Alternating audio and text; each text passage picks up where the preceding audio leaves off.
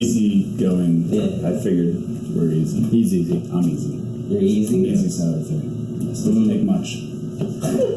One, 2 drinks, and you're good to go. Strong wind. Strong wind to blow by.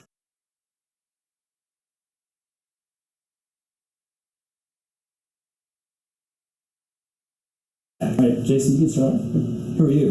I'm Jason. I like long walks on the beach.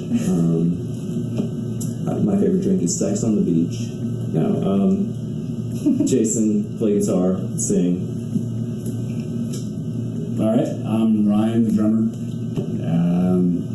That's it too. And this is... I'm Todd. I play bass. Our main website is HyperSpaceBand.com, and that has links to our Facebook, our Twitter. Our music is on iTunes, Amazon. There's like a Google one, Google Play, MySpace. MySpace. We're not on Instagram. We're not on Instagram because we're too old. They wouldn't let us. Here, so. Yeah, so. Well, I had a band a couple years before we started this one, and I moved back to Atlanta, and I was looking for people on Craigslist, and Ryan had answered an ad that I had placed, or I messaged him on an ad that he had placed, and For those interested in adult diapers. What? Is it an adult diaper? You don't have to lie to me. yeah. So we went out. It We got some diapers. may have been a together. personal ad. I don't know. Yeah. But yeah, we hung out, went to dinner. Held hands. Yeah. So Made walks out. on the beach. Yes. Yes. Walks on the beach. And yeah, so then we started playing, and then we found a bass player. His name was David. And then a little while after that, we'd done our first CD, and then David decided to leave the band and got Todd. Okay. Did we meet at a Taco Mac? I think we met at a Taco Mac. Yeah, the Taco Mac over in Decatur. Yep. When we started it, I was just going to call the band Coaches, which was my last name, and that was also the band that I used to play in. And David was like, "No, I think we should name this something else." And I was like, "All right." I'd always wanted to have a Star Wars related name, and we wrote down a ton of. I mean, I still have the page. There's like 30 names on the page, and it was between HyperSpace and HyperSpacer, and I thought, I don't like HyperSpacer. That sounds like a fan of your band, like a Pearl Jammer, you know. So I was like, let's just do HyperSpace. So that's pretty much where that came from. Okay. So Star Wars. Yeah, Over I mean, Star Trek, or it's also a little bit vague. You could interpret that into whatever you want. I mean, is that how fast we play? Sometimes. But yeah, I mean, it's still kind of vague. Like, people might think it's kind of trippy. Like, I know on what's that website you can listen to bands. River Mission. No. It's the one that doesn't pay you a lot of money. all of them. No, it's the streaming one. Pandora. Spotify. Yeah, there's another band on Spotify named HyperSpace, and they're like a techno band. Yeah. So it's like when you Google us, they actually it's kind of. We should go on tour with them. Yeah, That'd be awesome. I'm just a one-trick pony, honestly. I only know how to write songs about girls and, you know, Star Wars and shit like that. But I guess it's because I write most of the songs. I mean, I will say though that, not to interject, but that it was interesting when I got on board. I listened to a lot of the songs and the demos. Right. They played. It was pretty slow, like from because I came from a heavy pop punk. Okay. Play things, you know, a little bit faster. Not ballad type. Yeah, and so when I came in, he actually adapted. He doesn't give himself enough credit, but he actually adapted really well to. Because I thought when I first came in, I struggled playing that slow. I remember practicing at his boss was actually nice enough to let us initially practice at his office, Right. which was awesome. Yeah. And we were there, and I remember we first started playing. I was just like, this song has so much potential. I'm going to speed it up a little bit. And I thought I'd get a little bit more resistance, but I didn't. He easily welcomed it. But it's really interesting because he brings a lot of. I think Jason does a great job of balancing like the grunge / punk. And then when Todd joined, Todd has a lot of similar musical influences I have. Okay. A lot of the SoCal scene back in the day, you know, Right. Suicide Machines, you know, Rancid, and the list goes on. And I think it meshed really well. Usually when you have someone who just wants to stay in that grunge, you know, Nirvana, doesn't want to leave that you know, kind of pigeonholed there, but it meshed really well. And we just adapt. Actually, a lot of our newer songs, Jason has a lot more, and they sound great. Where it's really interesting. We can play a really fast song, but then we can take some of his newer songs and significantly slow them down. Like the Board's a pretty good example, which we'll play at Dragon Con. Right. Much slower, but it's so grungy and it sounds so awesome. I mean, we used to listen to it too, but I mean, we kind of moved on to, you know, especially, to other, we broaden our horizons with these influences. But it meshed really well. Todd, you go. You haven't said hardly anything. I'm the quiet guy. I'm the bass player. I'm supposed to stand in the back in the shadows, right? Most of my musical influences are from, you know, the '90s Fat Records bands, that sort of thing. Later on, like Alkaline Trio, Hot Water Music, stuff like that. Okay. Yeah, but it's really, really interesting. For me, I grew up, it was all about grunge. Yeah, it was all about Nirvana, Self. They don't necessarily call me grunge, but it was the 90s, Flaming Lips. And then when I moved to Atlanta, it's really interesting. I took like a 90-degree angle. I listened to a lot of ambient music. I got into like the Prefuse 73, Mogwai, Boards of Canada. And then as things progressed, I started opening up. I used to I pigeonholed myself when I lived back in Tennessee, but I really didn't listen to a lot of other music until I moved down here to Atlanta, which was great. Yeah. So I mean, I listened to everything from Bad Religion to Jurassic 5 to, you know, I listened to Chemical Brothers. Well, EDM, listened to a ton of EDM, and I listen to a lot of classical now. So I love listening to everything. Right. Yeah. Cool. He gets around. I do. You're the easiest of the group. It certainly is. Doesn't take much. I'd say my influences are pretty varied as well. I mean, maybe to me they sound varied, but to other people they don't. When I first started kind of this band or this vision of the band, it was going to be like a Weezer, Green Day combination. Right. And I think we have that still, but I like other bands like Super Drag. I'm really into Matthew Sweet right now, Dinosaur Jr. Again, it's 90s sounding, but it's good 90s. It was. Things in the 90s were good. Yeah. I mean, just like with, it's funny because when people, maybe when I'm a little more prepared and my answers are a little bit more contrived. Like when I went, well, what are your favorite influences? I talk about written law, but I'm like, but it's old school written law. And they're like, what do you mean old school? I'm like, Oz Factor and Blue Room. And they're like, well, what do you? I mean, those are the albums that forever will be ingrained in my mind as in being like. It's just when I play music, I always relate to those two albums as opposed to a lot of the newer stuff. Okay.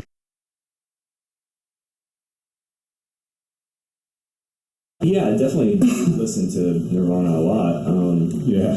I think for me, I don't play cover songs very well, in my opinion. Other people may disagree, but it's just a fun song to play, and I just kind of started playing it one day, and Ryan was able to obviously pick it up. I mean, and Todd can do it as well. Yeah, I think we could pretty much just On a whim, just about any Nirvana song from memory. Right. Mostly because of our age. Yeah. It's when we grew up, that was like the music we all listened to. So like any given time. Actually, last week I listened to from the Heart Shaped Box to whatever, and we rarely ever play covers, but when he did, it just came naturally. We just played. We're like, damn, that's actually pretty good. Okay. I think also the thing about that song, I wasn't afraid to put it out because it was a cover of a cover. So I was like, I wasn't worried about getting sued by Nirvana or somebody coming after us to hear our band that only sold like $50 worth of merchandise last year. But yeah, it's just a fun song. I gotcha. And it's about a girl.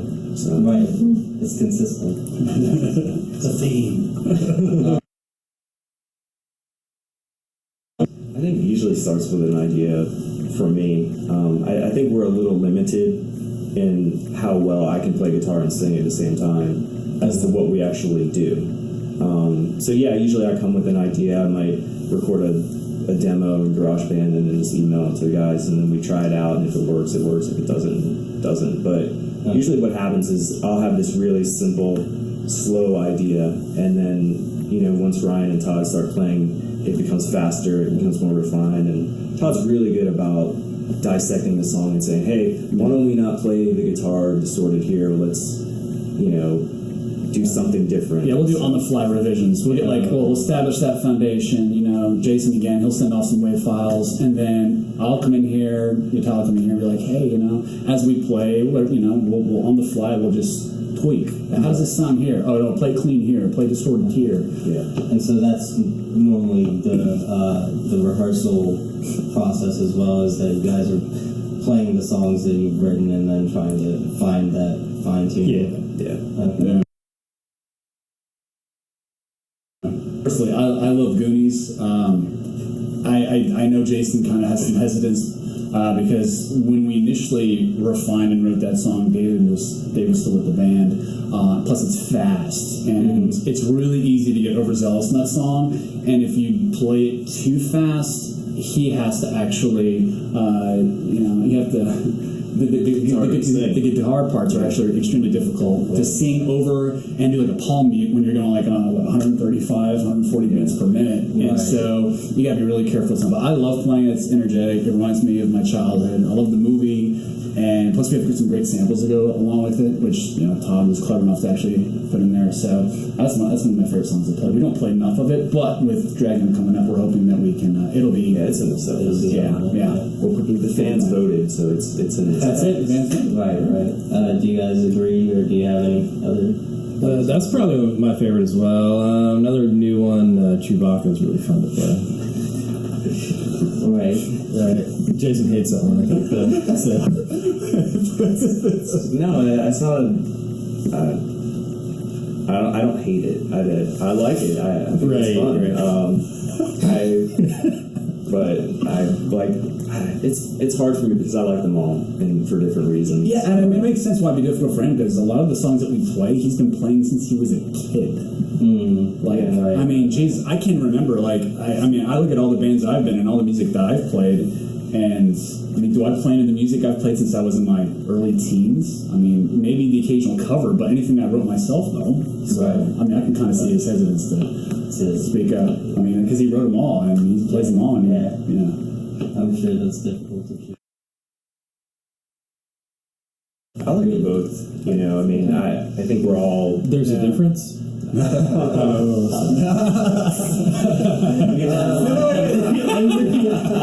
put it on there all the time. No, I like them both. I would definitely say I'm more of a Star Wars fan, but again, they're both good.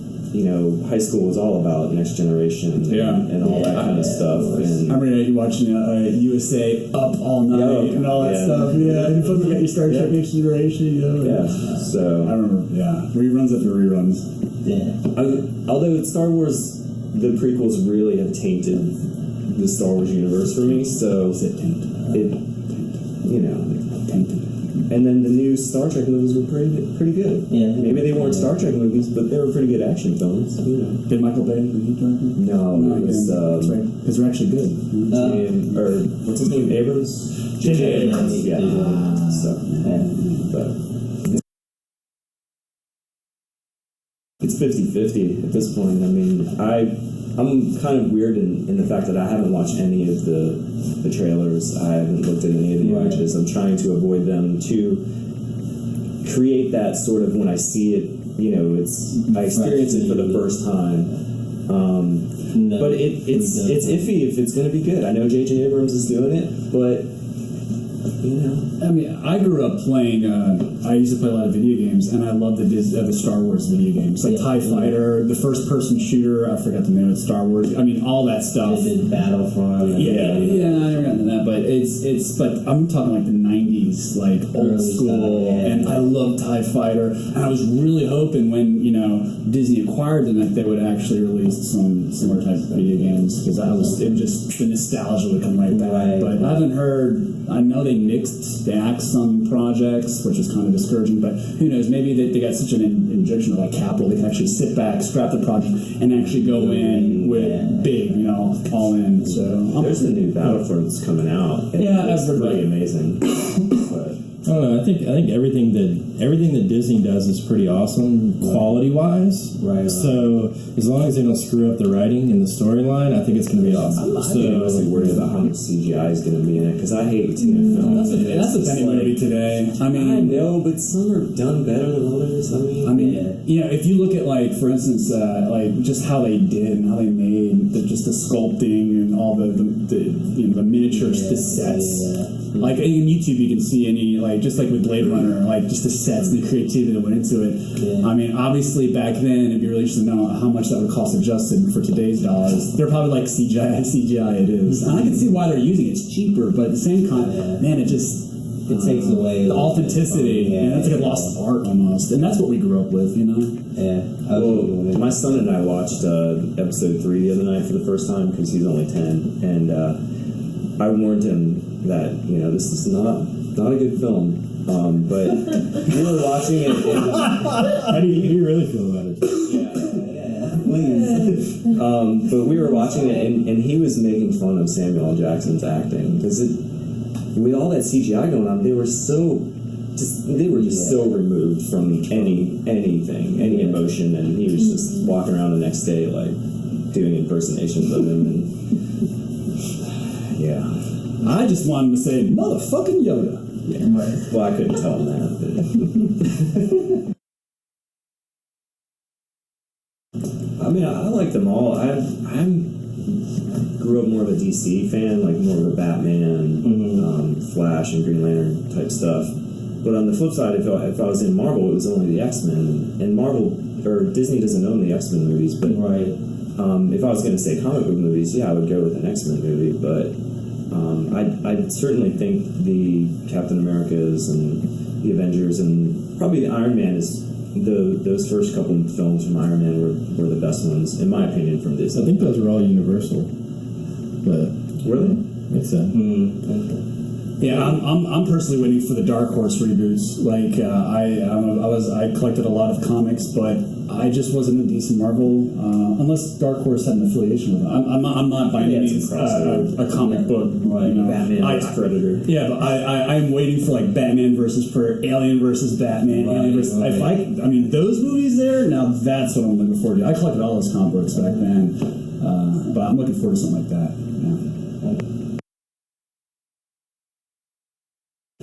I mean, wow, our first gig, it was pretty terrible for me. We played at Wonder Root. It was about 120 degrees inside. Yeah, and you just bought a new guitar. Yeah, I just got in this Kurt Cobain Fender Jackson. Mustang. Jackson? Yeah, it was like the reissue. And I think I just put strings on it, so it was like, we played I Don't Think So, and I think I was 2 steps out by the 3rd or 4th strum I took on the guitar.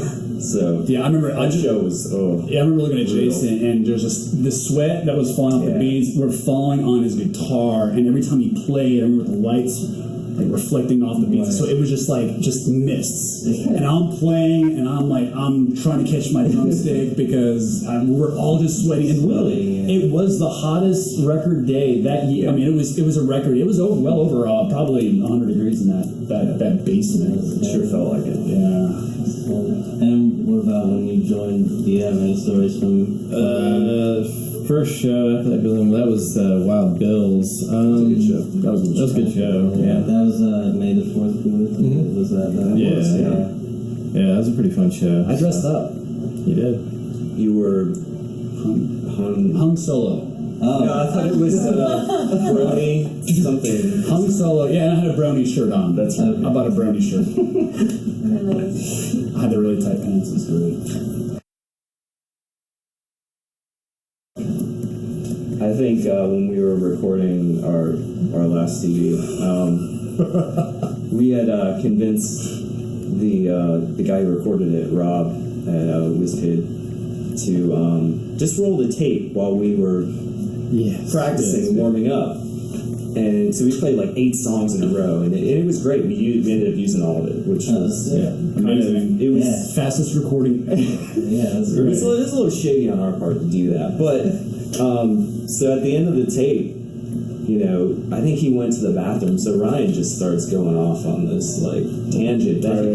He doesn't do it quite as much anymore because I think we're a little bit more limited on time and we have a lot more songs. But he just starts talking about, you know, Rob, make sure you got that bass filter on. I don't want it to sound like a fucking boom. And you know, he's just going off, and he starts talking about his penis being tuned to 96 hertz, and it has to be 96. You know, and so we took that and I snipped it up and we put it on the CD. It's like the last song on the CD. I wanted to actually make a techno song and those samples, and we never quite got around to it, but I think it would have been pretty good. Maybe something in the future. Well, you see, with Ryan, you just never know what's going to come out of his mouth and when. So yeah, I think that's probably one of the things that makes it fun. I agree with everything you're saying. Yeah. so you guys agree that's probably the funniest for you guys? Oh yeah, that was great. Yeah, there's been a lot of unreleased stuff. I'm pretty sure my wife or my employer wouldn't be too proud. I think that song that you made up about Halle Berry was awesome. I wish I remember. There's a song about Halle Berry, ode to her scene in infamous Swordfish. Okay. That like a fourth of the budgetary of the film's budget was to her. Well, the great soundtrack, by the way. Love the Swordfish. So the Chewbacca song actually started out differently. So I was telling him the story. I had just come back from Vegas, and I met Chewbacca in Vegas, and he was like on the strip, wearing a Chewbacca suit. Right, yeah. And he was hitting on me. Oh. And so it was just like, we just out of nowhere. Were the kids with you? No. No, they weren't. I was just like, this is awkward. All right, you know. And so then like Jason just like starts strumming and playing, and it was Big Gay Chewbacca's in Vegas. Oh, okay. Was the original chorus to the song, and then we're like, well, that kind of sounds like anti-gay, we don't want which isn't like really our thing, so we never really played it. But then we changed the lyrics to "Hey Chewbacca's in Vegas," and like made it about something else, and like so that's kind of how that song originally started, and so that was kind of funny. I don't. I'm sure I'm not the only person that Chewbacca was hitting on that night. You might never do that shit. Right. I'd probably say the Sheehies. Sheehy? Yeah. I thought they were awesome. Wow, it's the one thing I do love about playing in this band is playing with the other bands like Sheehy, Seagulls. The guys from New York are really good. Jukebox Romantics. Yeah. Those guys were good. Joel's band. Squadron. He's listening to 40 Hells. Have we played with 40 Hells? I don't think we played with 40 Hells yet, but yeah, the Squadron. Yeah, we played with actually the Warm Fuzzies. That was a great show. That was in Athens. Oh, that was we usually go in with no expectations. We're in Athens. We're thinking, all right, this can go either good or bad. We go in there, and it was one of our best shows. That was awesome. The crowd was so receptive. We thought it'd be oil and water, but Athens is we want to go back. Right. We love playing Athens. Right. So one of the benefits of playing in this band is discovering other local musicians and being able to just hang out with them. And most of them are really cool. Yeah. Whenever Pretty Please or Seagulls are playing, I usually go see them. I'll be honest. We're like our own little esoteric bubble. I mean, we all know each other. We all list each other's venues on our Facebook page, like the gigs. Right. The camaraderie's there. Yeah. I mean, and you don't see that very often. When we play, it's not like a big contest. Right. No one's trying to squeeze it 10-15 minutes more out of their set. None of that. Mm-hmm. It's rare. We're really fortunate we get to play with these groups.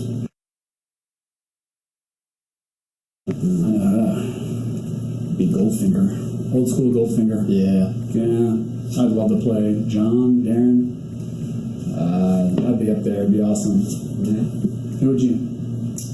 my other band, we almost opened for Super Drag, and the show got canceled like the week of the show, and I was so depressed.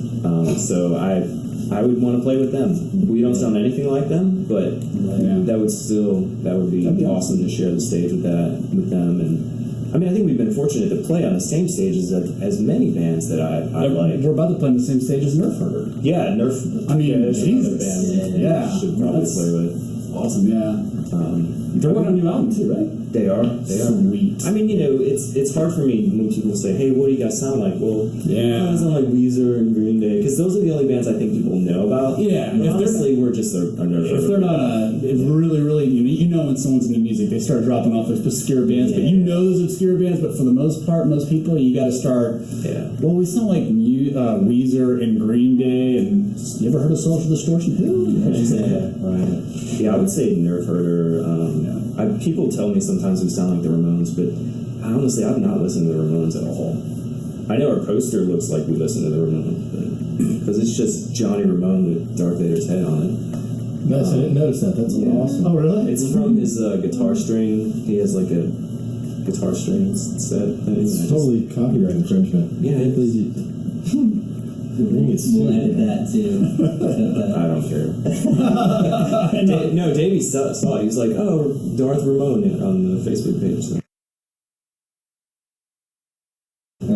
Yeah, I mean, we'd love to record a new CD. We've done some fundraisers in the past, and they've worked out really well. I don't know if we're going to go that route this time. Although I did look into doing the whole, Krispy Kreme, like selling the donuts on the street corner to try to get some money, but I don't think we actually qualify for that. No, we've got about 12 songs that we haven't recorded. I wouldn't say they're all new, but there are definitely 12 songs that we've not put down to a professional recording that I would like to release. Yeah, and who we usually used to record with, WizKid, the owner, he moved on. So I don't know who we would record with. We're pretty particular. I know Jason's very particular, like in terms of him saying no auto-tune and them adding auto-tune. Like, literally, you actually have to put a gun to their heads and say no auto-tune. I mean, it's like a de facto standard recording now, which we hate. Yeah. I mean, we like it raw. We like it raw. But no, we just baby, I like it raw. But yeah, I mean, it's actually you cannot record without the sound engineer just throw no. You need to have this. It's getting ridiculous, actually. Right. I used to have a T-shirt that said, no auto-tune. Yeah, no auto-tune. Yeah, exactly. Yeah, stop auto-tune abuse, and it's definitely being it's been abused. So. But we'll find someone. We'll know we can find someone who matches our ideals and can align with our mentality. So we might just auto-tune everything on the album just because and release a second B-side of the same song. That's awesome. That is awesome. Not like a little auto-tune, but like T-Pain auto-tune. Right. Yeah. All the way and just and watch that one take off. Yeah. I'll be so depressed if that's when I quit the band at that point. But It's funny.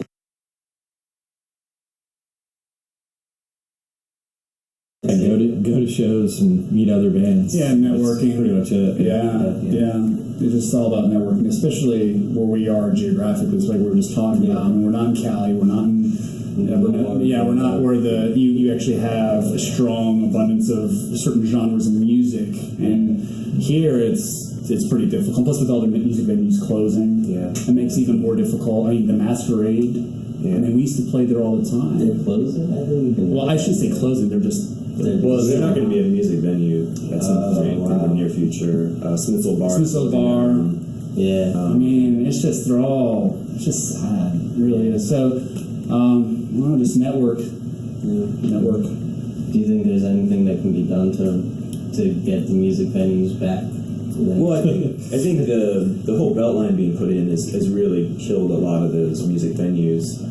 But I was talking to some other people in the Seagulls, and they had the attitude, well, punk rock's going to be around. You can't keep people with a drive to express themselves down. So, bands are going to be around. They're going to be in places like this. Like, this is like the last rehearsal studio, I think, in Atlanta. 2 of them closed in the last year as well. So, But you know, 3. is it 3? You're right, 3. So I think as a band, you have to get really inventive and resourceful and creative to find a place to play. And again, hanging out with other bands, they're usually going to ask you to play shows. I mean, that's how we played, I don't know, at least half the shows the past year. It's been, hey, a band dropped out, can you come play? Sure. Yeah. Awesome. Love to. Acquiesce. You know? Yeah. So awesome.